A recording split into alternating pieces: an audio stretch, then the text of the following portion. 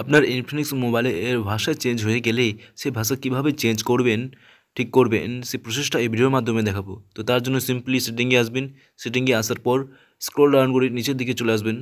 নিচের দিকে আসলে দেখতে পাবেন, একটু নিচের দিকে স্ক্রল ডাউন করে চলে আসবেন। তারপর এখানে নিচে দেখতে পাচ্ছেন সিস্টেম, সেই সিস্টেমের উপরে একবার ক্লিক করবেন। তারপর উপরে দেখতে পাচ্ছেন ল্যাঙ্গুয়েজ অ্যান্ড ইনপুট, সেই ল্যাঙ্গুয়েজ অ্যান্ড ইনপুটের উপর ক্লিক করার পর আবার ল্যাঙ্গুয়েজে ক্লিক করবেন। তারপর আদার ল্যাঙ্গুয়েজে ট্যাপ করবেন। সিম্পলি ট্যাপ করার পর এখান থেকে আপনার যে ভাষাটা রাখতে চাইছেন আপনার মোবাইলে, সেই ভাষাটা সিম্পলি এখান থেকে চুজ করে নেবেন। ইংলিশ হলে ইংলিশের উপর চুজ করবেন। তারপর অ্যাপ্লাই ল্যাঙ্গুয়েজের উপর সিম্পলি একবার ক্লিক করবেন, যে যার মতো আপনাদের ভাষাটা এখান থেকে সিলেক্ট করে নেবেন।